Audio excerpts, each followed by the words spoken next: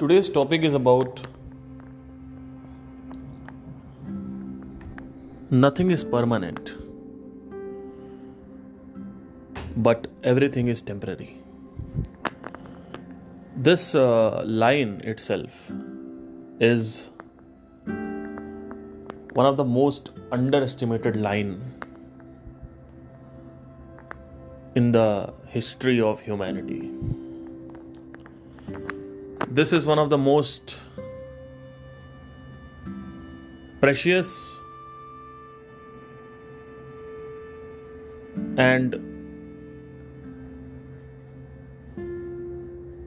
mysterious line of all time.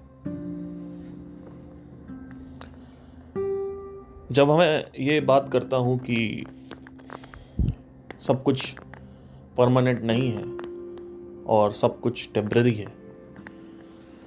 तब कई लोग सोचते हैं कि ये तो एक लाइन है, but they don't know how to apply this line in their life.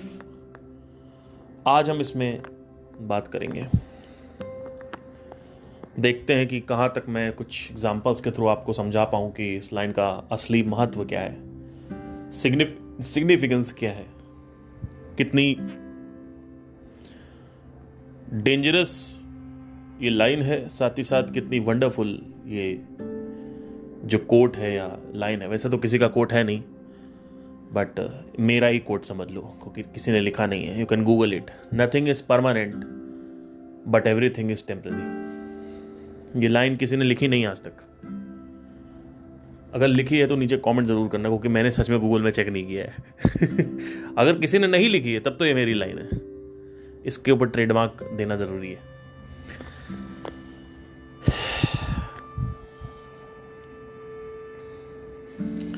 सन 2019 की बात है. मैं अपने हार्ट ब्रेक के दर्द से गुजर रहा था. जब मेरा ब्रेकअप हुआ तो मैं एक दूसरे शहर में था. रात में ही उसने मेरे को बताया कि मैं किसी और से नहीं, उसने ये बोला कि मैं तुम्हारे साथ रिलेशनशिप में रहना नहीं चाहती हूँ.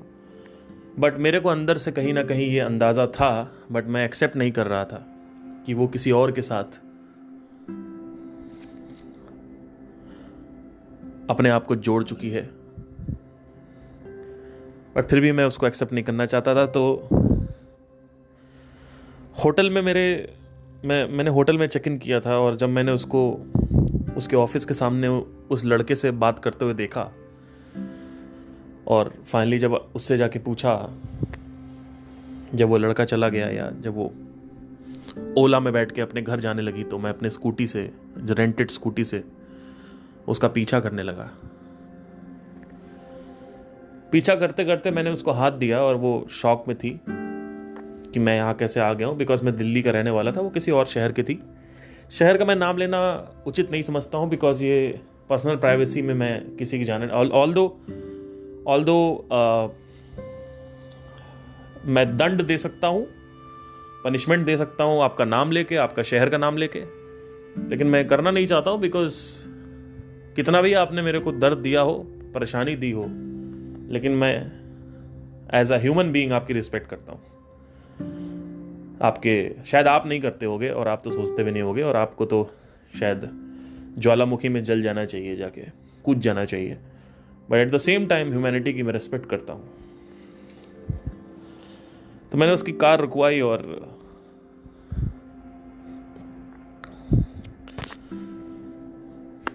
वो अपनी कैब से निकली, और तभी उसके बॉयफ्रेंड का कॉल आ गया, जो नया नया बॉयफ्रेंड था, क्योंकि मैं एक्स हो चुका था तब तक. उसने कहा कि कैब कैसे कैंसिल हो गई है. तो बोलती है पार्थ आया हुआ है. और मैं उसका चेहरा देख रहा था. तो उस लड़के ने फ़ोन काट दिया, क्योंकि उस लड़के को शायद ये बात पसंद नहीं आई कि मैं उसके सामने आ चुका हूँ. और जब उसने फ़ोन काटा तो उसने अपने कान से फ़ोन हटाया और स्क्रीन की तरफ देखा, और उसके चेहरे पे एक एक्सप्रेशन था, जो एक्सप्रेशन आज भी याद है, 4 साल हो चुके हैं. वो एक्सप्रेशन था कि उसको अच्छा नहीं लग रहा था कि मैंने उसको हर्ट कर दिया। किसको? मेरी गर्लफ्रेंड को अच्छा नहीं लग रहा था, मतलब मेरी एक्स को, सॉरी। अच्छा नहीं लग रहा था कि मैंने उसको एक्सप्रेस कर दिया कि पार्थ आया हुआ है, और उसको अच्छा नहीं लगा। And she looked at the screen as if she was as if she was not liking it that he got hurt in some little ways, whatever. So ऐसे ही करते करते मैंने उससे जब ये बोला कि मतलब मैंने होटल में चेक इन किया है और मैं चाहता हूँ कि आप मेरे साथ चलें, हम क्वालिटी टाइम स्पेंड करेंगे। Not that quality time, not as in sex, but as in like I really was imagining that we are like, I have come, रात हो गई थी तो अब 2-3 घंटे I wanted to spend in the hotel and simply I just wanted to talk to her because she was upset from quite a lot of period of time and काफ़ी समय से वो अपसेट थी। मुझे लगा शायद अपनी लाइफ को लेके है या अपने काम को लेके अपसेट है।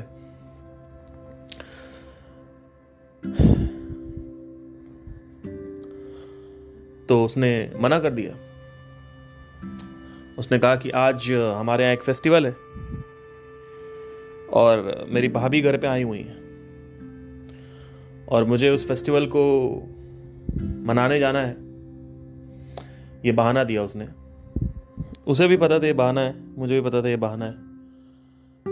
मैंने जैसे तैसे मैंने कहा चलो ठीक है, तुम कैब से उतर गई हो, चलो मैं स्कूटी में, मेरे स्कूटी पे बैठ जाओ, मैं तुम्हें अपने घर पे, मतलब तुम्हारे घर पे छोड़ देता हूँ। स्कूटी पे बैठी, पीछे बैठते ही उसने बोला कि मुझे तुमसे कुछ बात करनी है, पहले तुम स्कूटी को कहीं रोक लो, कहीं या क्या घर पहुंच जाते हैं, फिर हम बात करते हैं नीचे खड़े होके।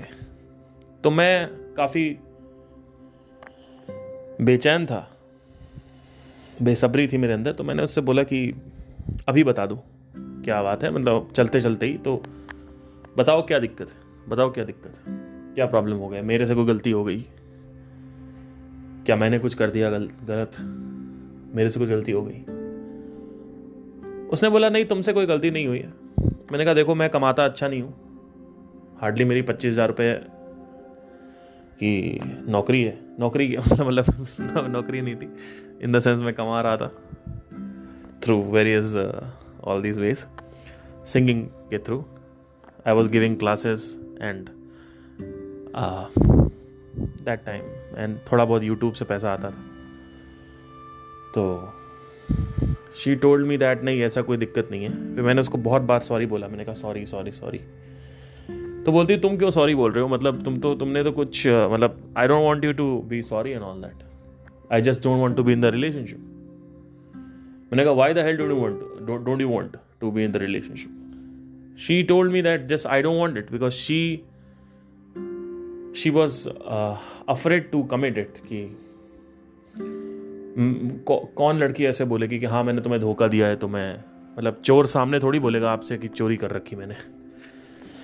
तो शी टोल्ड मी, मैं उससे पूछता रहा और धीरे धीरे हम अपने उसके घर तक प्रस्ताव किया, पहुंचे उसके घर तक। स्कूटी से वो बाहर निकली, सॉरी बाहर स्कूटी से उतरी एंड फाइनली उसने बोला कि bye and I just don't want. मैंने कहा तुम्हें ब्रेक लेना है तो तुम ब्रेक ले सकती हो, you can take the break and all that. Sorry बोलने की क्या बात है, कैन टेक द ब्रेक। मुझे पता है शायद तुम अपसेट हो, इस वजह से तुम्हें ब्रेक चाहिए, because I was not accepting it. मैं ये मान ही नहीं पा रहा था कि वो खत्म करना चाहती है, क्योंकि मैंने कभी जिंदगी में ऐसा अपने जीवन में नहीं सोचा था कि जब जितना उसके साथ रहा था कि ये लड़की मेरे को मना कर देगी। It's like cancelling the subscription. अब आपका सब्सक्रिप्शन नहीं चाहिए, अब किसी और का सब्सक्रिप्शन मिल रहा है। तो बट उसने बताया नहीं और मैं उसको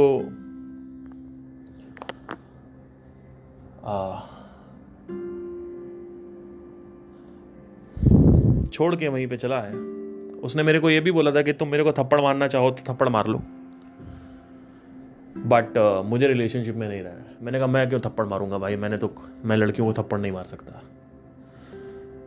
अनलेस एंड अनटिल वो मेरे को पहले थप्पड़ मारने लगे, है ना। Let's be real. सो ठीक है, मैं चला आया और मेरे हाथ कांप रहे थे।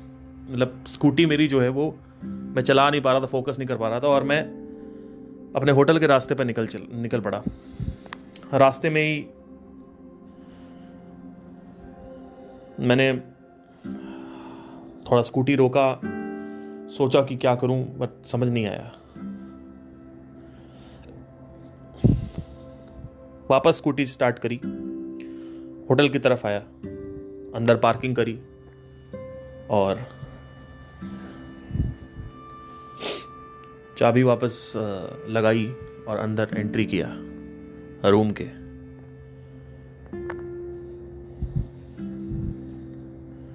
अपने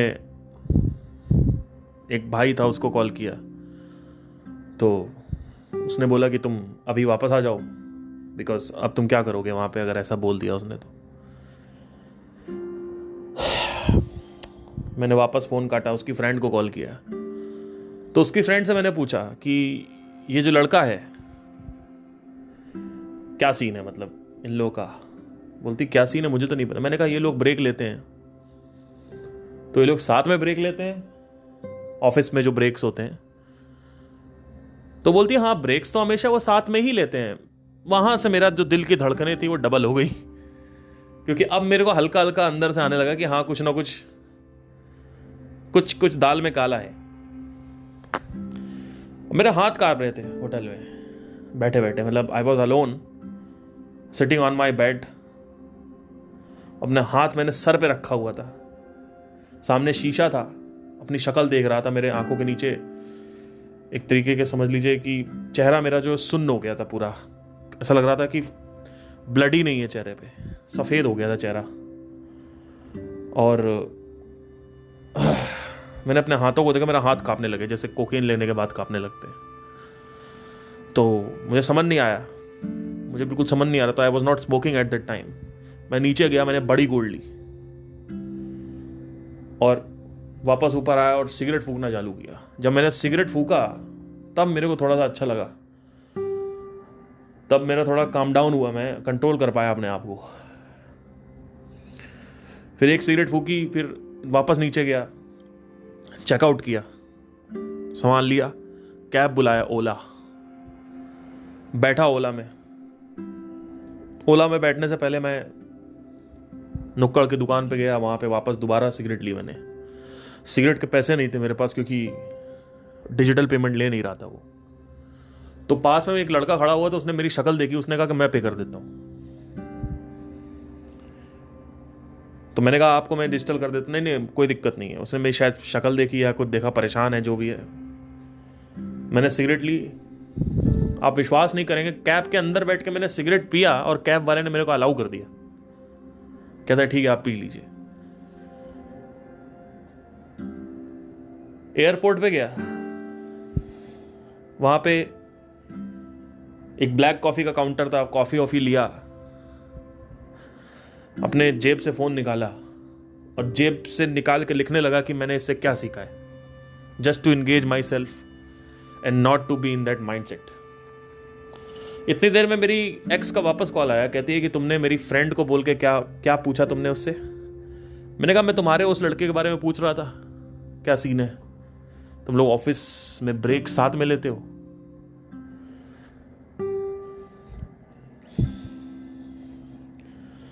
तो बोलती है कि अब तो मैं तुम्हें फ्रेंड मान रही हूं, लेकिन अब जो तुमने हरकत करी है मैं तुम्हें अपना फ्रेंड भी नहीं रखना चाहती हूं और निकल जाओ मेरी जिंदगी से। एंड इतना बोल के उसने फोन काट दिया। मैंने बाद में सोचा, मैंने कहा मैंने तो बोला भी नहीं था फ्रेंड बनने के लिए, मतलब ये तो ऑटोमेटिकली व्हाटएवर जो भी था।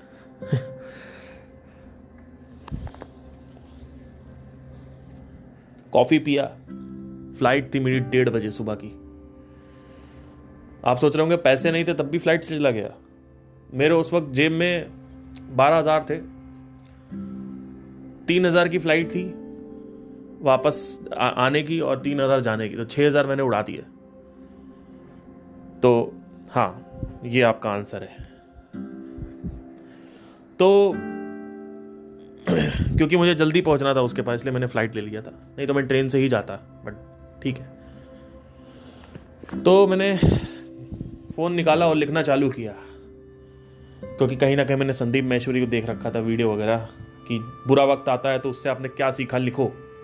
तो मैंने लिखना चालू किया कि इस ब्रेकअप से मैंने क्या सीखा और उसकी पॉजिटिव साइड देखना चालू किया, क्योंकि यही मुझसे मोटिवेशनल स्पीकर्स ने बोल रखा था। पर वो काम नहीं किया। आज भी मेरे पास लिखा हुआ है, आज भी अगर मैं खोलूं तो पीछे जाओगे हिस्ट्री में तो लिखा रहता है वो।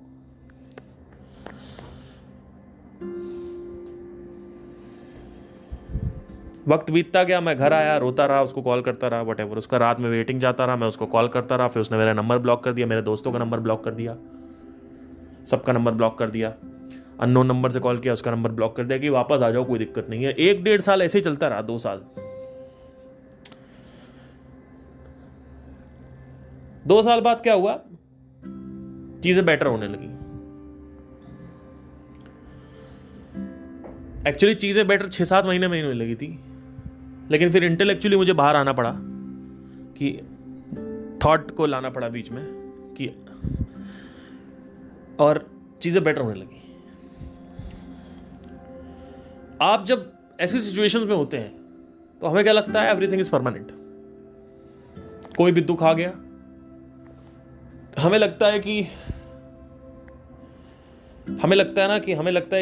ये तो अब रहेगा ही रहेगा। कोई मर गया घर में, हम तो बर्बाद हो गए। किसी का ब्रेकअप हो गया, हम तो बर्बाद हो गए। किसी का पता नहीं, कुछ भी कह दो, किसी का हाथ कट गया, बर्बाद हो गए। But nothing is permanent sir. There are some cases जहां पे 10-10 साल तक लोग डिप्रेशन में है, because exceptions are always there. उन केसेस में मैं शॉर्ट में बता देता हूं क्या सीन होता है, कि they don't want to leave that thought. They think कि मेरी लाइफ इस लड़के के बिना या इस लड़की के बिना बेकार थी और अभी भी है, तो वो आ जाएगा तो अच्छा है। तो एक गलत फहमी होती है लोगों को। लोग लगता है उनका हस्बैंड, उनका वाइफ, उनकी गर्लफ्रेंड ही उनका सब कुछ है, वो चला गया तो जिंदगी बर्बाद है, जबकि जिंदगी इससे बहुत बड़ी है। ये सब एक रेत के टुकड़े की तरह है। ये आपकी गर्लफ्रेंडें, आपके बॉयफ्रेंड, आपके बच्चे, आपके माँ बाप, ये सब रेत के टुकड़े की तरह है। इसका मतलब ये नहीं कि अपने माँ बाप को गाली देना चालू कर दो या वो उनकी वैल्यू नहीं है। मैं ये तब कह रहा हूं जब आपके घर में कोई मर जाता है या फिर कहीं किसी का ब्रेकअप हो जाता है, तब ये चीजें अपने मन में लानी होती है। क्योंकि वास्तविकता से तो हमें प्यार ही नहीं है, हम तो संसार की वास्तविकता में जी रहे हैं। सांसारिक रियलिटी बना रखी है लोगों ने, हम उसमें जीना चाहते हैं। संसार की रियलिटी क्या है पता नहीं क्या है, आई डोंट, मतलब क्या बना के रखा हुआ है। अपन यूनिवर्स कुछ और कह रहा है, आप कुछ और कह रहे हो, दोनों में कॉन्फ्लिक्ट होता है, और फिर सफर कौन करता है, यूनिवर्स? अरे ना जी।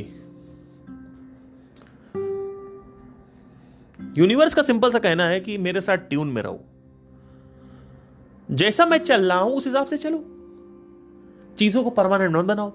लोगों ने परमानेंट बना दिया। यूनिवर्स में सब कुछ टेम्पररी है, आपने परमानेंट बना दिया।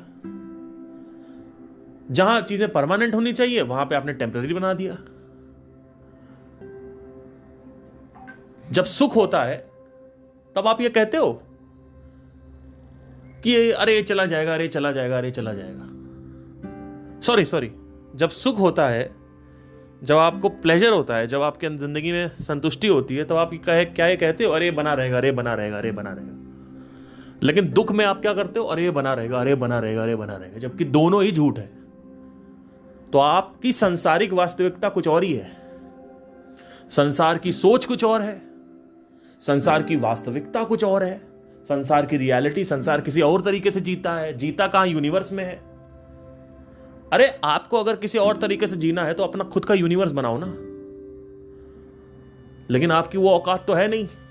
तो जिस यूनिवर्स में तुम रह रहे हो उसी के रूल्स को आइडेंटिफाई करके उसको एक्सेप्ट क्यों नहीं कर लेते? क्यों नहीं कह देते हो कि हां आज मैं सुखी हूं तो कल ये नहीं बना रहेगा? क्यों ये कहते हो कि आज मैं दुखी हूं तो कल ये बना ही रहेगा? क्यों कि मैं बर्बाद हो गया? क्या तुम सच में बर्बाद हो गए, या तुमने अपनी साइकोलॉजिकल रियलिटी कुछ और बना रखी है? एक है साइकोलॉजिकल रियलिटी, सांसारिक रियलिटी, और एक है यूनिवर्सल रियलिटी। जो भी लाइफ में इंसिडेंट्स होते हैं, चीजें होती हैं तुम्हारे, तुमको अपने हिसाब से जीना है। ज्यादा खाना खाना है तुम्हें, यूनिवर्स कह रहा है बैलेंस में खाओ, तुमको ज्यादा खाना खाना है। यूनिवर्स कह रहा है जिम में ज्यादा ट्रेनिंग मत करो, तो तुम इतनी ट्रेनिंग कर लेते हो कि 4 दिन तुम उठ ही नहीं पा रहे हो। यूनिवर्स कर रहा है कि संतुलित एक्सरसाइज करो, तो तुम संतुलित एक्सरसाइज भी नहीं कर पा रहे हो। तुम या तो करते ही नहीं हो, या करते हो तो बहुत करते हो।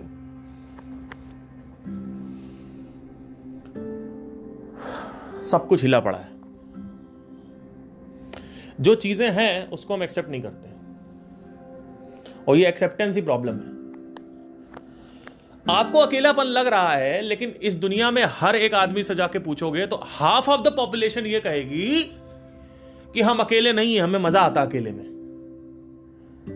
उनको बेल्ट से निकाल के बेल्टों मारो, तब वो उल्टी करेंगे सत्य की। अकेले नहीं हो आप, क्या बात कर रहे हो यार? अभी मेरा एक दोस्त है, बहुत अच्छा दोस्त है, उससे मैंने पूछा जाके, मैंने कहा यार तू अकेले रहता है क्या? मतलब कहता मुझे अच्छा लगता है अकेले रहने, मुझे कोई दिक्कत नहीं है। उसके एक दिन पहले ही मुझसे वो ये कह रहा था कि मुझे ना अपनी जॉब अच्छी नहीं लग रही है, मुझे लगता है मुझे ये करना चाहिए, मुझे वो करना चाहिए। अरे वो आ तो अकेलेपन से ही रहा है ना, कि आपको जो कुछ भी करना है वो आप क्यों करना चाहते हो? कि आज अपनी लाइफ से आप सेटिस्फाइड नहीं हो।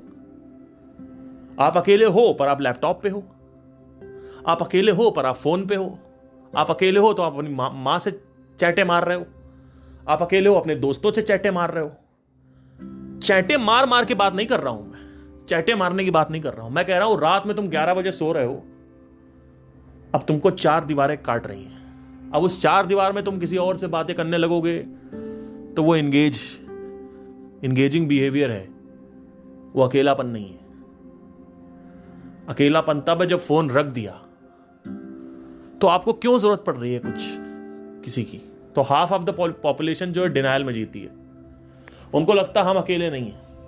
उनके जीवन को आप देखो तो कुछ करना चाहते हैं, वो कुछ करना चाहते हैं, वो कर करके थके नहीं अभी तक, वो करना चाहते हैं। क्या करना चाहते हैं? बातें करना चाहते हैं, करोड़पति बनना चाहते हैं, ये करना चाहते हैं, वो करना। उनको ये नहीं पता है कि एवरीथिंग इज टेम्पररी।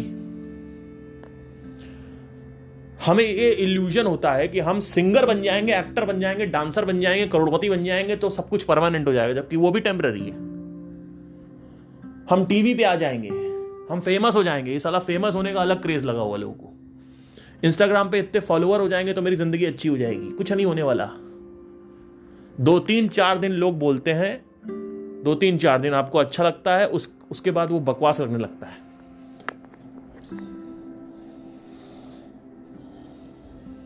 तो क्या आप करना सब बंद कर दें? क्या घर बैठ जाएं, कुछ करें ही ना?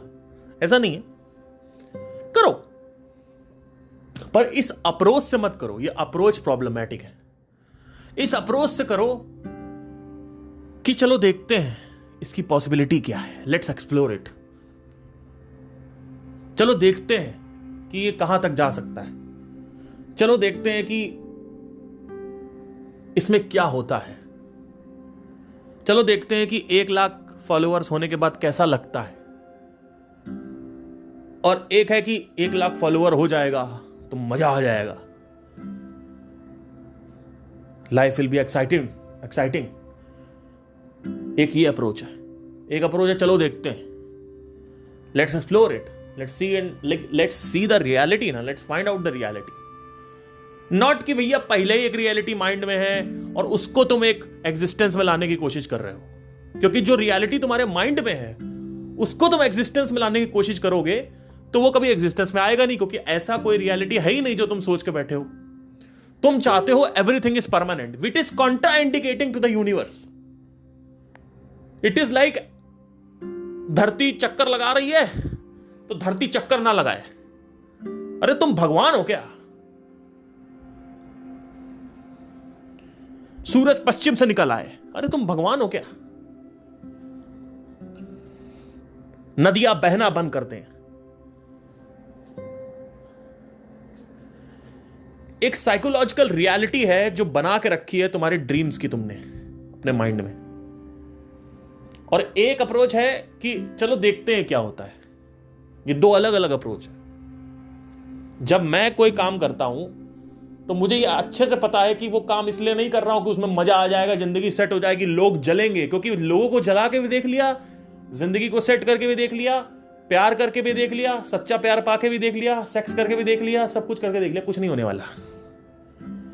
तो मुझे पहले से ही पता है ये।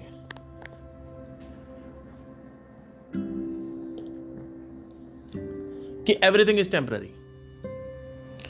लोगों की जिंदगी में बहुत बड़े बड़े दुख आते हैं। लोग कहने लगते हैं कि ये अनंत है, जबकि उसका अंत है। ऐसा नहीं, उसका अंत नहीं होगा। जो ऊपर उठा है वो नीचे भी आएगा। लेकिन लोग ये सोचते हैं मेरा ब्रेकअप हो गया, हाय अब जिंदगी बर्बाद हो गई। यार क्या बात कर रहे हो यार? ऐसा लगता है एट दैट मोमेंट, सच में ऐसा लगता है। आपको कोई भी ऐसे आके नहीं बोलेगा, क्योंकि हर कोई इतना समझदार नहीं होता है, हर कोई इतना डीप नहीं जाता, कोई किसी ने इतना माइंड को ऑब्जर्व नहीं किया होता है कि वो आपको मेरी तरह आके बोले कि भाई सही हो जाएगा, अभी 1 साल में सही हो जाएगा। हर कोई यही कहता है कि अपना ध्यान अलग लगा के रखो, यहां लगा के रखो, मूव ऑन कर जाओ, मूव ऑन कर जाओ। लोग कहते हैं आके, लेकिन जब वही लोग फंस जाते हैं तो वो भी यही कहने लगते हैं जिंदगी बर्बाद हो गई, मेरा बच्चा एक्सीडेंट में मर गया, जिंदगी बर्बाद हो गई। देखिए, किसी का बच्चा अगर मर जाता है या किसी के माँ बाप मर जाते हैं तो एक बहुत ही दुखद घटना होती है। तो क्या तुम्हारी पूरी जिंदगी दुखद हो गई? हां, हो गई। अरे भैया, आज तक कितने माओ के कितने लाल मर गए। 6 महीने में मां हंसने लगती है, अगर बहुत प्यार करती है तो, नहीं तो 3 महीने में। मां की बात कर रहा हूं। मां हंसने लगती है, खाने पीने लगती है, कभी कभी बीच में फोटो देख लेती है, कुछ याद आ जाता है तो बीच में थोड़ा सा भावुक हो जाती है, लेकिन इसका मतलब यह नहीं है कि वो हंसना ही बंद कर देगी पूरी जिंदगी के लिए।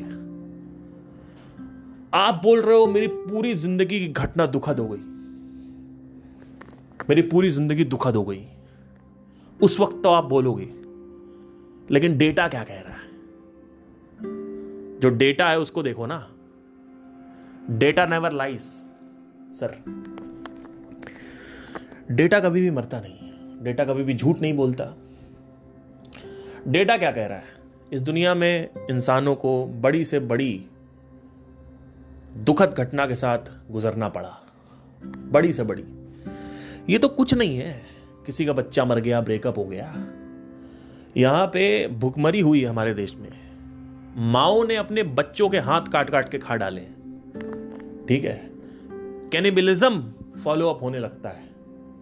जब भुखमरी होती है तो आदमी सबसे पहले जानवरों को खाना चालू करता है, फिर उसके बाद आदमी आदमी को खाने लगता है। ये तो आपको पता ही नहीं है, आप तो आजादी के बाद पैदा हुए हो। आपको क्या पता कि इस देश में क्या क्या हुआ है, इस जमीन पे, इस दुनिया में लोगों ने क्या क्या किया है। आपको कुछ नहीं पता है कि दुख किस लेवल तक हो सकता है। मुगल आ गए, उन्होंने सारी औरतों को रखेल बना लिया और रेप करते थे। कई ऐसे मुगल्स हुए हैं, हमारी हिस्ट्री में लिखा हुआ है। तो सोचो आप उस महिला में से एक महिला हो आप। अब बताओ, ये दुख बड़ा है या फिर आपका ब्रेकअप हो गया वो दुख बड़ा है?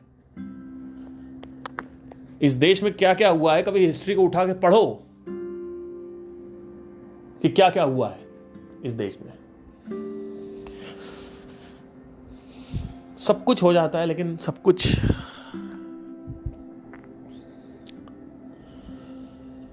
अभी एक रेप इंसिडेंट में पढ़ रहा था। उस लड़की का नाम मुझे याद नहीं है, शी इज अ फॉरेनर। 6 महीने तक उसके साथ बलात्कार हुआ। कंटिन्यूसली एक ही आदमी ने बलात्कार किया 6 महीने तक। बात बताते बताते उसने बीच में ये बताया कि आप देख रहे होंगे मेरे आंखों में आंसू नहीं आ रहे हैं बात करते वक्त। तो रिपोर्टर ने बोला हाँ ऐसा ऐसा क्यों? तो बोल रही है कि 2 महीने बाद मेरे आंसू आना बंद हो गए थे, रेप के 2 महीने बाद, मतलब जो 6 महीने की यात्रा थी पूरे रेप की। It was a very big statement which was there inside me for a long period of time। अभी तक वो मेरे अंदर है कि उसने बोला कि 2 महीने तक मैं रोई, उसके बाद वो रेप करके चला जाता था, मुझे आंसू ही नहीं आया। It was a tolerance level which was started building out। The body was accepting it because body क्या करे, बॉडी तो यूनिवर्स के लॉस के हिसाब से चलेगी। मन क्या करे, मन तो भाई आपका रोज रेप हो रहा है 6 महीने तक। 2 महीने बाद वो लड़की जो थी वो कहती है कि मेरे आंसू आना ही बंद, मतलब मेरा रोना बंद कर दिया मैंने। और 5वें 6ठे महीने तक इट वाज लाइक कुछ हो ही नहीं रहा है, हो रहा है बट ऐसा नहीं था, मतलब इतना। वो जो पहला महीना और 6ठा महीना था, ये जो मतलब इट वाज लाइक बहुत तगड़ा डिफरेंस था, बहुत तगड़ा डिफरेंस था। आप सोच के देखो अगर आपके साथ ये होता है तो कभी ये सब सोचा करो कभी बैठ के, जब लाइफ में लगने लगे सब कुछ बेकार हो रहा है, पैसे नहीं है, ठीक है, या कोई मर गया, कभी सोचा करो बैठ के। ये सब कहानियां पढ़ना जरूरी है तुम लोगों को, इसलिए मैं पढ़ता हूं क्योंकि मुझे जीवन का हर एक पहलू जानने में इंटरेस्ट आता है, मेरी रुचि है, बिकॉज मेरे को अंदर से आग पैदा करती है मेरे अंदर से। आपको तो अनजान हो, आप लोग कुछ पता कहां है, कुछ क्या पता आप लोगों को कि दुख क्या होता है, आपको पता ही नहीं है कुछ। आपको बॉयफ्रेंड किसी और के साथ चला गया, उसमें आपका नाटक हो रहा है। That statement stood there with me. So we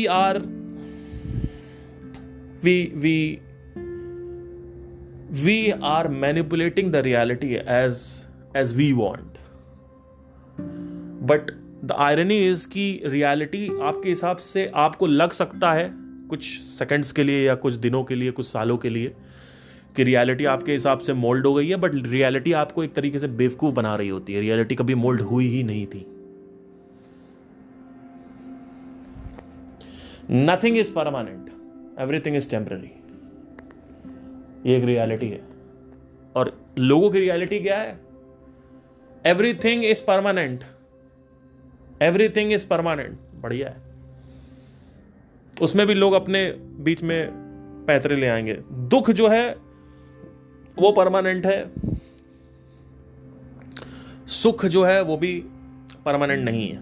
बढ़िया है यार, ये सही, मतलब अलग ही अपनी रियलिटी बना रहे हैं लोग। अब इसको हम थोड़ा सा दूसरे एस्पेक्ट्स में देखने की कोशिश करेंगे। आप डेट पे जा रहे हो, आपका बंदा है, आप उससे प्यार करते हो, आपकी बंदी है, आप उससे प्यार करते हो, आप डेट पे जाते हो। शुरू के 10-12 डेट आपकी अच्छी थी, लेकिन कुछ डेट्स में आपको बोर्डम आने लगा, एक्साइटमेंट खत्म हो गया। तो अब आप क्या सोचने लगते हो कि ये जो दूसरा लड़का मेरे को अप्रोच कर रहा है, उसके साथ मैं रहने लगूंगी तो मजा आएगा, क्योंकि आपका माइंड गेम खेलता है। तो आप क्या करते हो? आप सोचने लगते हो कि अब मैं स्विच कर सकती हूँ इस लड़के से, या लड़का सोचने लगता है, या नहीं भी स्विच करना है तो आप ये कहते हो ये तो मजा नहीं आ रहा, भाई इसकी गलती है, सामने वाले की। अरे तुम बेवकूफ हो क्या? ना सामने वाले की गलती है और ना ही वो जो लड़का आने वाला है तुम्हारी जिंदगी में उसकी कोई भूमिका है। तुम पागल हो, तुम्हारा दिमाग खराब है। तुमको ये समझ ही नहीं आता कि शुरू के 10-12 डेट ही केवल अच्छी होती है, और फिर उसके बाद 10 डेट खराब होती है, 1-2 डेटें और अच्छी आ जाती हैं, फिर 10 डेट और खराब होती है। खराब मतलब क्या? कि बैठे हुए हैं, बोर हो रहे हैं। कभी डेटिंग की है तुम लोगों ने? तुम सब बोलोगे हाँ हमने करी, हम तो जाते पिज्जा खाने जाते अपनी गर्लफ्रेंड के साथ, हम तो कॉफी पीने जाते गर्लफ्रेंड। अरे तो गया है मूर्ख, तो केवल पिज्जा ही खाया है या कुछ और भी देखा है अंदर? कभी देखने की कोशिश करो। अननेसेसरी तुम प्रेशर डाल रहे हो सामने वाले की तरफ। वो प्रेशर क्या है? इसकी वजह से मैं बोर हो रही हूं, इसकी वजह से मैं बोर हो रहा हूं। तुम बेवकूफ हो, तुम्हारी प्रॉब्लम है। तुम्हें कभी माइंड का गेम ही नहीं समझ में आया। मेरा जैसा जब आदमी जाएगा, जब मैं जाता हूं डेट पे, या कोई और भी जाता है जो माइंड ऑब्जर्वर है, तो मैं पता है क्या देखता हूं? मैं बैठा, मेरी गर्लफ्रेंड सामने बैठी, कॉफी लेके वेटर आया, कॉफी रखा, 5-10 मिनट मैंने कुछ नहीं देखा, कुछ नहीं सोचा, सिर्फ देखा। मैं ये एसेस करने की कोशिश करता हूं कि आज का डेट अच्छा होगा या नहीं होगा। आज की कॉफी अच्छी हो सकती है, पिज्जा अच्छा हो सकता है, लेकिन आज की हमारी कन्वर्सेशन में वो एक्साइटमेंट होगा कि नहीं होगा। वो समझ में आ जाता है मुझे 15 मिनट में, क्योंकि वो होता है एक कि आज वो मजा नहीं आ रहा है यार। तो मेरे अंदर ये चल रहा होता है कि मेरे अंदर क्या चल रहा है। हो सकता है सामने वाली जो पार्टी है वो सिर्फ कॉफी पे ध्यान दे रही, मेरे पे ध्यान दे रही, पिज्जा पे ध्यान दे रही है, पर अपने अंदर नहीं ध्यान दे रही। यही प्रॉब्लम है। फिर पता है क्या? सामने वाली पार्टी मेरे को ब्लेम करने लगेगी कि आप बोरिंग हो।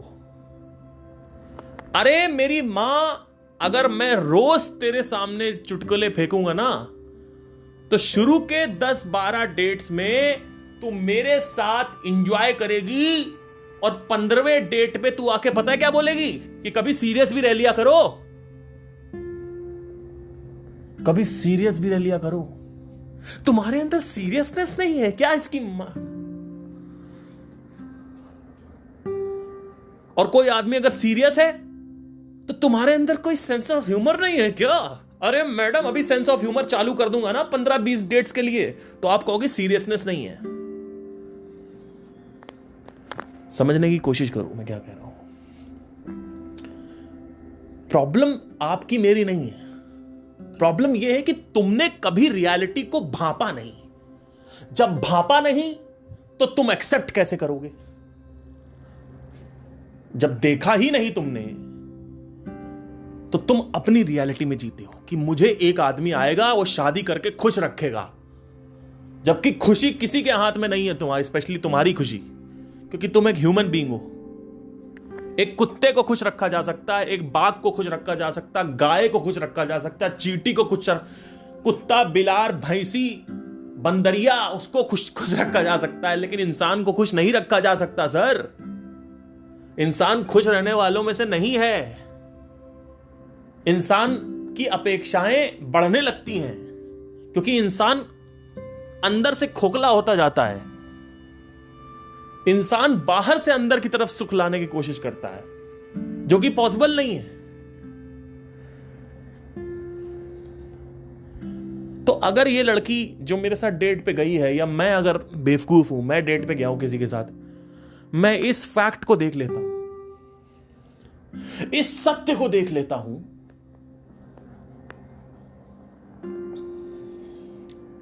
कि nothing is permanent, everything is temporary. तो अब क्या होगा? मैं ये देखूंगा कि आज की डेट जो है उसमें वो चीज आने वाली है जो पहली दूसरे में आई थी, नहीं आई थी। क्योंकि रूल क्या है, जितना मैंने देखा है, 10 से 12 डेट्स अच्छी होती हैं, फिर 10 डेट्स या 3-4-5 डेट्स बेकार होती हैं, फिर एक डेट आती, कोई डेट आएगी, कोई डेट आएगी जो अच्छी होगी, फिर 4-5 डेटें बेकार होती हैं, फिर कोई एक डेट आती है। ऐसा ही होता है वैकेशंस में भी। कभी आप कहीं जाओगे, आपको बहुत अच्छा लगेगा, फिर दूसरे दिन भी अच्छा लगेगा, तीसरे दिन से नॉर्मल हो जाएगा, चौथे दिन से सुपर नॉर्मल हो जाएगा। फिर आप बोल रहे हो गांजा ला, पहाड़ों पे गांजा फूकेंगे। ये इसीलिए आता है क्योंकि everything has become like Delhi, like your home. फिर आप क्या करोगे? वापस आ जाओगे, दिल्ली आ जाओगे, फिर आप प्लान बनाओगे, फिर आप जाओगे लद्दाख, आप कहोगे हाँ मजा आ रहा है, फिर दूसरे तीसरे दिन फिर बोरिंग। फिर एक टाइम आता है जब आप इतना घूम लेते हो कि आप कहते हो यार कहीं कुछ मजा नहीं आ रहा है। फिर एक टाइम आता है, बहुत बार मतलब bore bore bore bore bore bore, फिर एकदम मजा, फिर bore bore bore bore bore bore, फिर एकदम से मजा, फिर बोर बोर बोर बोर, ऐसे। तो ऑलमोस्ट 10:1 है, 10:1 है। ऐसे ही सेक्स में भी होता है। आप अपनी वाइफ के साथ सेक्स करते हो, शुरू के 1 साल में तो सब कुछ रेगुलर रहता है सेक्स में, मतलब 6-7 महीने शुरू के आपको बड़ा मजा आ रहा होता है, चाहे वो कैटरीना कैफ ही क्यों ना हो, कोई भी हो, मतलब कोई भी बॉलीवुड सेलिब्रिटी जिसको आप फैंटेसाइज करते हो। लेकिन फिर क्या होता है, वो रिपीटेटिव सेक्स हो जाता है, फिर आपको 10 सेक्स 12 सेक्स तक मजा नहीं आता, फिर एकदम से कोई सेक्स होता है उसमें मजा आता है, फिर एकदम से 10 से 12 सेक्स में मजा नहीं आता, फिर एकदम से एक सेक्स होता है उसमें मजा आता है, फिर 10-12 सेक्स में मजा नहीं आता, फिर एकदम से। ऐसे सिगरेट में भी होता है, सिगरेट में भी होता है। सिगरेट में आप देखोगे तो यही होता है, 10-12 सिगरेट मजा नहीं आता, एक सिगरेट में मजा आता है, 10-12 सिगरेट में एक में मजा, 10-12 में मजा नहीं आ रहा, एक में मजा आ रहा है, 10-12। सो ऐसे 10:1 का रेशियो है, 10 टाइम्स दुख almost, depends on person, exactly 10 नहीं है, किसी का 20 भी हो सकता है। बट ये है कि बल्क जो सेंसरी एलिमेंट्स हैं, सेंसरी ऑब्जेक्ट्स हैं, जो सेंस ऑब्जेक्ट्स हैं, उनका जो बल्क है उसमें से हार्डली कुछ एलिमेंट्स होते हैं जिसमें सुख रहता है, बाकी का जो 90% बल्क है जो आपने अंदर लिया सेंस ऑब्जेक्ट्स के थ्रू, वो बल्क बोरिंग होता है।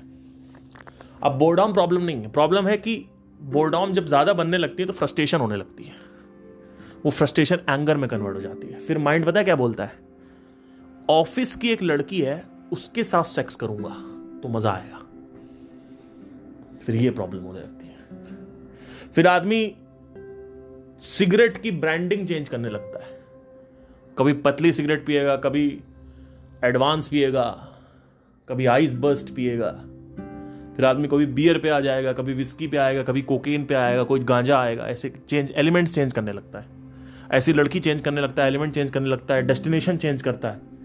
लद्दाख जाते जाते बोर हो गया, मनाली जाओ, यहां जाओ, लैंसडाउन जाओ, वटेवर जो भी है, बदलते रहो, है ना। बट मैं क्या कह रहा हूं, nothing is permanent and everything is temporary का मतलब भी समझ लीजिए कि कभी कभी क्या होता है ना, सामने वाला जो है, शादी हो गई आपकी, सामने वाला अननेसेसरी प्रेशर दे रहा होता है आपकी तरफ, अननेसेसरी प्रेशर देता है। पता है कभी कभी किसी का बात करने का मन नहीं होता, लेकिन फिर भी आपकी वाइफ चाहती है कि आप उससे बात करो। अब आज मेरा मन नहीं है बात करने का और मैं फिर भी कोशिश कर रहा हूं, तो उस कोशिश को भी वो समझ के कह रही है कि तुम्हारा मन नहीं कर रहा है, तुम जबरदस्ती कोशिश कर रहे हो, तुम्हारा मन ही नहीं करता, तुम्हारा मन ही नहीं करता, तुम जबरदस्ती कोशिश कर रहे हो, तुम्हारा मन ही नहीं करता। वहां पे कॉन्फ्लिक्ट क्रिएट होता है। अब उस पगली को कौन समझाएगा कि nothing is permanent, everything is temporary. उसको कौन समझाए कि आज मैं बोर हो रहा हूं बात करने के लिए, कल मैं फिर से खुशी से बात करूंगा और परसों शायद फिर से बोर हो जाऊंगा, लेकिन कभी कभी मैं बोर होता हूं, कभी कभी खुश होता हूं बात करते करते। आप ये नहीं कह सकते हो कि आप हमेशा खुश होकर बात करो, आपके अंदर प्रॉब्लम है। कभी कभी आदमी फोन पे अपनी गर्लफ्रेंड से लंबे टाइम तक अच्छे से बात कर लेता है, कभी कभी लगता है क्या बात करें यार, क्या हो गया, मतलब ऐसा क्या हो गया, मतलब समझ नहीं आ रहा क्या ऐसा टॉपिक कौन, और टॉपिक पे मैं ही उठाऊं। आपकी चलो अपेक्षा ये, चलो आप टॉपिक की बात करो, मैं सुन लेता हूं, आपको टॉपिक भी नहीं उठाना, टॉपिक मुझे उठाना, साला दुनिया की सारी क्रिएटिविटी मेरे अंदर है, टॉपिक मैं उठाऊं, उसके बाद आप कहो कि आपके अंदर डिसइंटरेस्ट है। तो ऐसे तो मैं भी आइडेंटिफाई कर सकता हूं ना कि आपकी जिंदगी में आप किसी दिन ऐसे बिहेव करते हो, किसी दिन ऐसे बिहेव करते हो। मैंने तो अपेक्षा नहीं डाली आपके ऊपर, क्योंकि मैं समझदार हूं। मैं तो 23 साल की उम्र में ही घुस गया था माइंड में, मुझे पता था कि अपने माइंड को ऑब्जर्व करना ही is the key to success. तो जो आदमी ऑब्जर्व कर रहा है वो आदमी रियलिटी को टच कर रहा है, जो आदमी रियलिटी को टच कर रहा है वो आदमी रियलिटी को एक्सेप्ट भी कर रहा है। जो आदमी रियलिटी को एक्सेप्ट करता जा रहा है, उस आदमी की जिंदगी में संतुलन आता जा रहा है।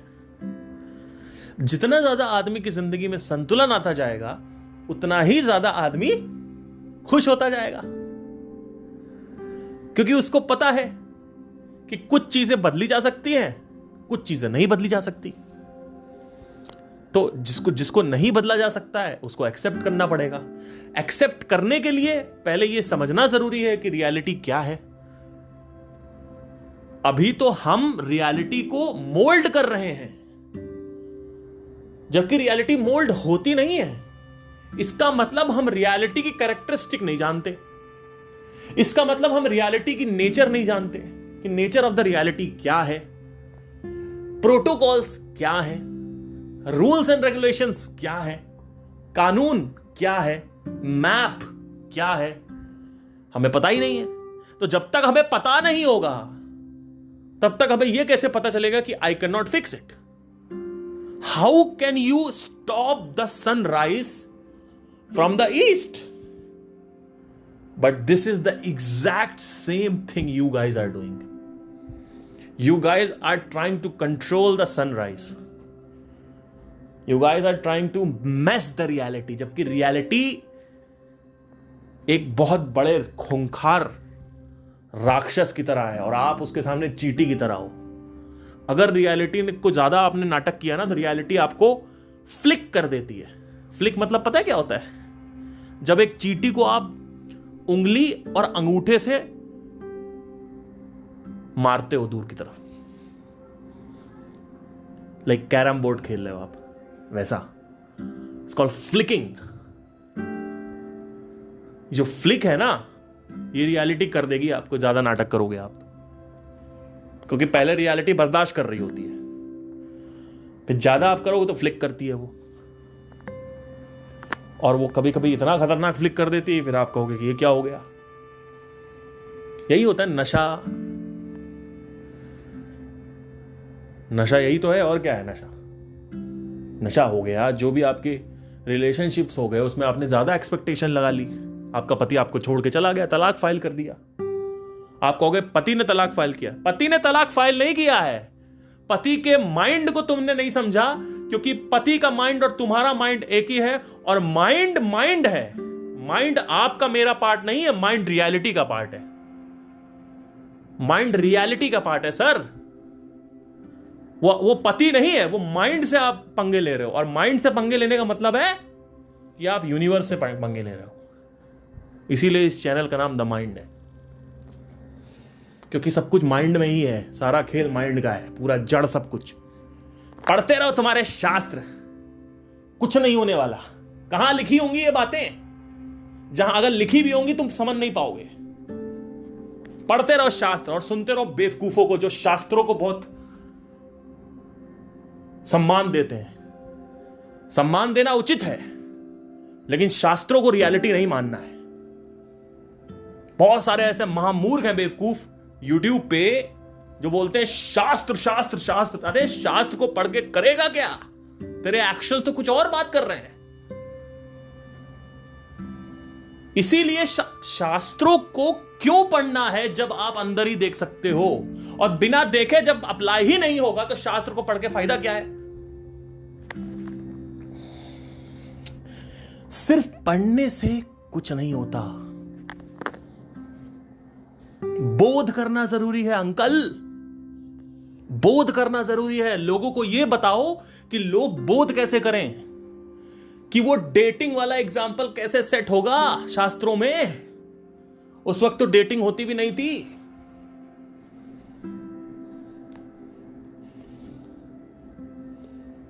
लोग लिख के गए हैं और लोग बहुत ही ज्यादा सम्मानित किए जाते हैं, जितने हमारे ऋषि मुनि हैं. हमारा कल्चर शास्त्रों से बना है, लेकिन शास्त्र को पढ़ने से कुछ नहीं होगा. शास्त्र सिर्फ एक इंडिकेटर्स हैं. उनको वो जो जहां इंडिकेट कर रहे हैं, वो आपको देखना पड़ेगा खुद. और पढ़ता कौन है, कौन पढ़ रहा है? ये जो शास्त्रों की बातें करते हैं यूट्यूब पे, आपको कैसे पता इन्होंने शास्त्र पढ़ रखा है? 2-4 कॉम्प्लिकेटेड संस्कृत के वर्ड बोल दिए, दुनिया की बातें कर दी, दुनिया में क्या चल रहा है उसकी बातें कर दी, लोग ऐसे हैं, लोग वैसे हैं। अरे आप ये बताओ, हमें पता है कैसे है कैसे नहीं। आप ये बताओ कि जो जो जो प्रॉब्लम है उस पर बात करो, प्रॉब्लम से बाहर मत बात करो। सोल्यूशन बताओ, क्या सोल्यूशन है। लोग कहते हैं आपको सुन के चेंज आ गया। आपको किसी को भी सुन के, किसी को भी पढ़ के कोई चेंज नहीं आता। किसी को पढ़ के, सुन के, उससे यह नहीं सीखा जाता है कि वो डेटिंग की बात कर रहा है, शादी की बात कर रहा है, या रिलेशनशिप की बात कर रहा है, ब्रेकअप की बात कर रहा है। उससे यह नहीं सीखा जाता है। उससे यह सीखा जाता है कि अप्रोच क्या है। उससे यह सीखा जाता है कि ऑब्जर्वेशन कैसे करें। उससे यह सीखा जाता है कि क्वेश्चनिंग कैसे करें, जिससे अगर इंटरनेट बंद हो गया तो आप भी कुछ कर सको। अगर इंटरनेट बंद हो गया तो आप भी अपनी लाइफ में लीडर बन सको। मेरा काम किसी को लीडर बनाने का नहीं है, ना कोई इंटरेस्ट फॉलोअर बनाने का नहीं है। मुझे लीडर बनाना है, लोगों को खुद का गुरु बनाना है। खुद का गुरु कैसे बने? ऐसे बने जैसे बात कर रहे हैं। रियलिटी को चुपचाप एक्सेप्ट करो और खुद देखो ना। ये डेटिंग वाला जो एग्जांपल दिया, खुद देखो अपनी जिंदगी में। आप अननेसेसरी अपने हस्बैंड पे प्रेशर डालते हो, अपने पत्नी पे प्रेशर, अपने वाइफ पे प्रेशर डालते हो कि कन्वर्सेशन, तुम अच्छे से कन्वर्सेशन नहीं कर रहे हो, आज तुम्हारा मन नहीं कर रहा, तुम्हारा तो मन ही नहीं करता बात करने का। अरे भैया, उसकी अपनी साइकिल चल रही है। मंडे को हो सकता मन ना करे, ट्यूसडे को मन करे। क्यों उसको तुम पीछे पड़ी हुई हो? और कहां साइन कर लिया तुमने? ये कोई कॉन्ट्रैक्ट साइन हुआ है क्या कि तुमको मैं सर्व करूंगा बैठ के तुम्हारी खुशी को? शादी में पता नहीं कौन कौन सी बातें होती कि मैं तुम्हारे लिए करूंगा, वो करूंगा। सब फालतू की बातें हैं। कौन जो भी लिखा हुआ है शादी में, कौन कर रहा है? कोई करता है क्या? वो जो शादी में बोलते हैं कि वादे करते हैं, प्रॉमिसेस होते हैं ना शादी में, वचन लेते हैं, क्या बोलते हैं उसको? कौन कर रहा है? जितना ज्यादा तुम्हारा मन विचलित होगा उतना ही तुम सेल्फ सेंटर्ड होगे। दूसरों के लिए तुम कुछ नहीं करोगे। जितना ज्यादा रेस्टलेस माइंड होगा, the more you restless become, the more you become restless, the more angry you are. The more angry you are, the more self-centered you are. The more self-centered you are, people will start hating you. Because nobody likes to, you want to just be yourself, you want to talk to yourself, you want to do things according to you, but you are in a marriage. When you are into marriage, you have to follow the others' rules as well. You promise something to your wife, you have to do it. There are responsibilities, but you just think about yourself because you are fucking angry. Why you are angry? Because you are restless. Why you are restless? Because you are watching these fake gurus on YouTube जो तुमको कुछ नहीं सिखा रहे हैं, सिर्फ फालतू की बातें करते हैं।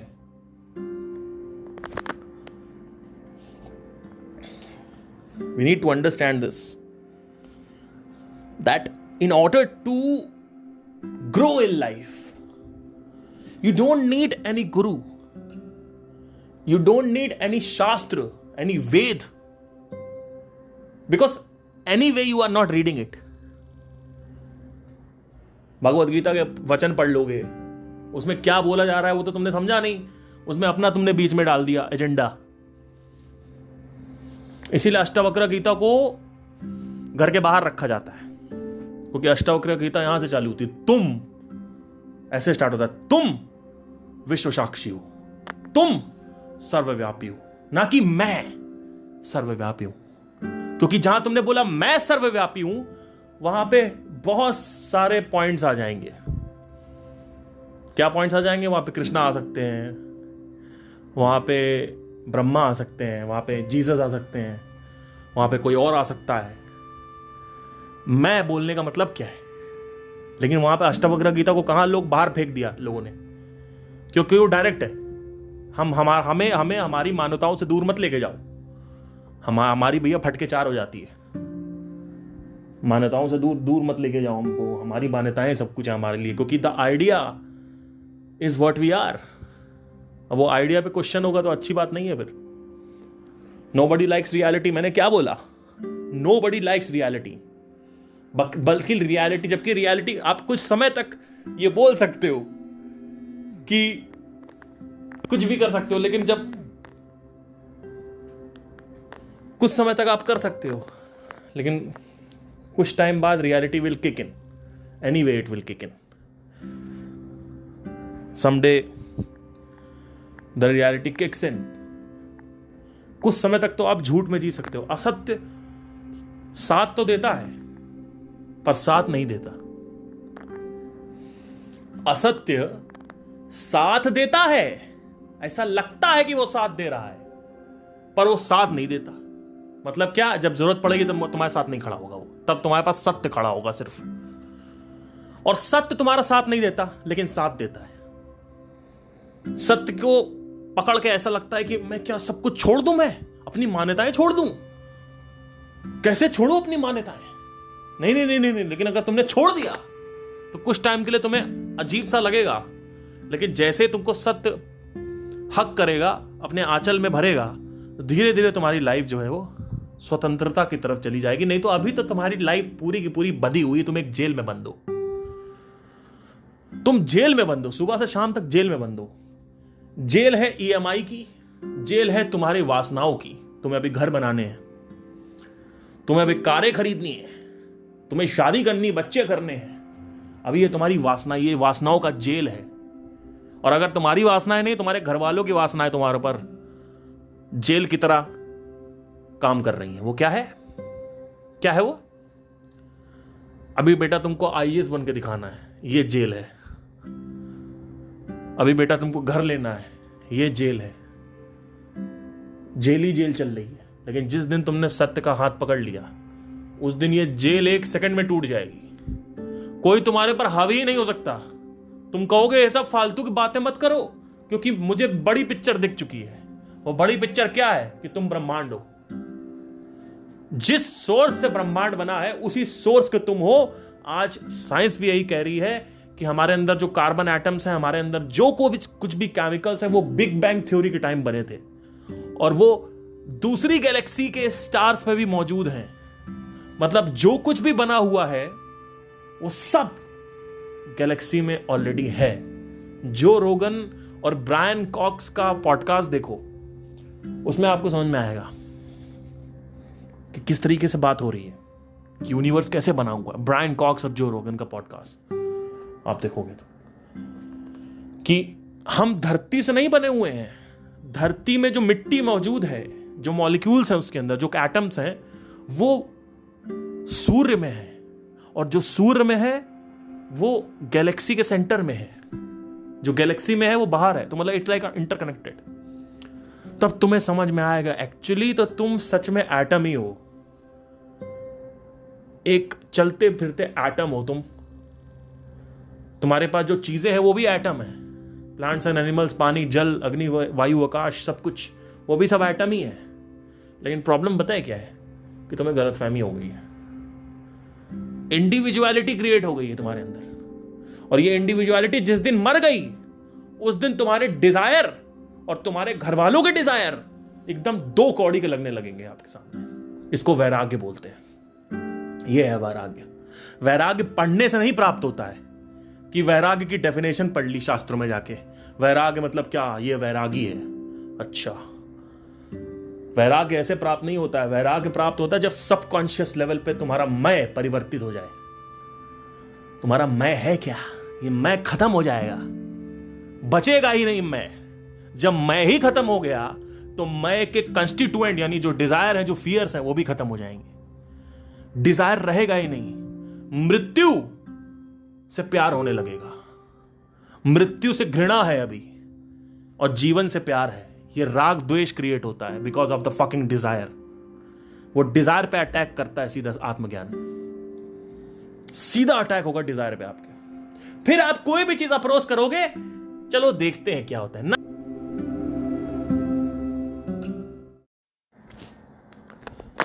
ना कि इससे मुझे ये मिल जाएगा, वो मिल जाएगा, लाइफ ऐसी हो जाएगी, लाइफ वैसी हो जाएगी, लाइफ में मजा आ जाएगा। कोई खुशी का अप्रोच नहीं होगी। अभी सारे जो काम हो रहे हैं ना तुम्हारे, वो सब खुशी के लिए हो रहे हैं। पर धीरे धीरे जैसे तुम करते जाओगे, देखते जाओगे और समझते जाओगे, क्योंकि समझ आप किसी और के देखे हुए से नहीं समझ सकते हो कि मैं देख के आपको कुछ समझा रहा हूं। आपको खुद देख के समझना है।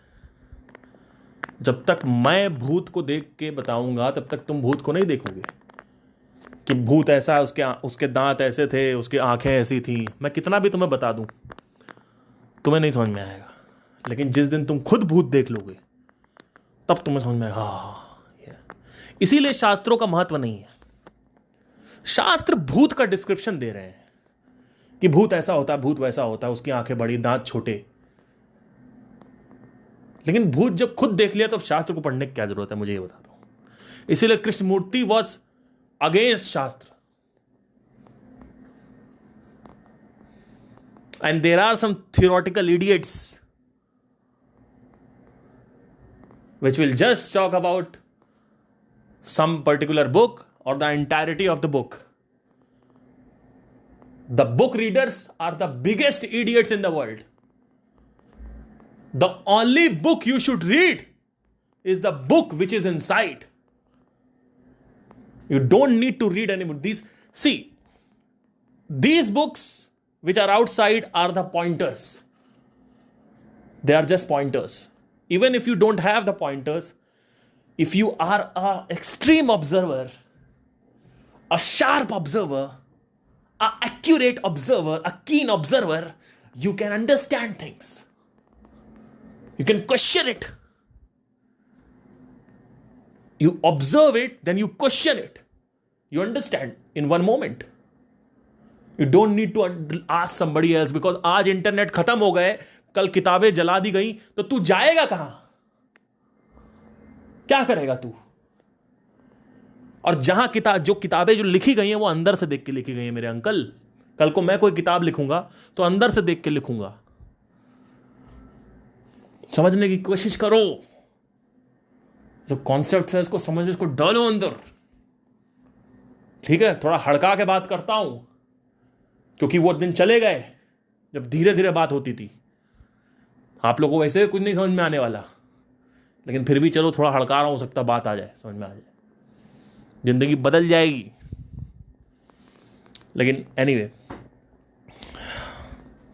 This was the entire podcast. Nothing is permanent sir, everything is temporary. Whatever is going on in your life right now, that too will pass. Not only just pleasure or the good times or the happy times, the sad times and the bad times as well.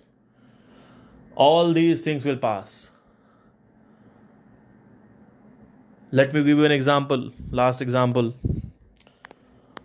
कैदियों से जब 25 साल के बाद, imprisonment के बाद, 25 साल के कारावास के बाद कैदियों से घर जाने को बोला गया, तो कैदी कहते हैं हम नहीं जाएंगे, हमें यहीं रहना है। सारे कैदी बोलते हैं हमें यहीं, because they are so comfortable. You know why? Because they have accepted it and they love it. वो जेल ही उनका घर है। वो जो जेल में उनके दोस्त हैं वही वो उनकी खुशी है। वो नहीं जाना चाहते बाहर। इससे क्या रियलाइज होता है कि एक चीज अगर लंबे समय तक चलती है तो एवरीथिंग इज एक्सेप्टेड ऑल्सो। सो एक आदमी जेल में गया, उसको अच्छा नहीं लग रहा है, बाहर की याद आ रही है, 10 साल बाद वो बाहर आना भी नहीं चाहता, because he has accepted it.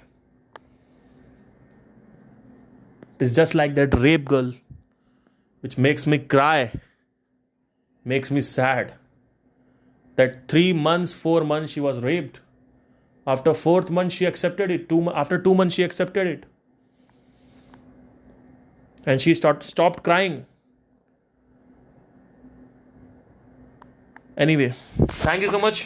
Take care. I hope you enjoy this podcast. Thank you.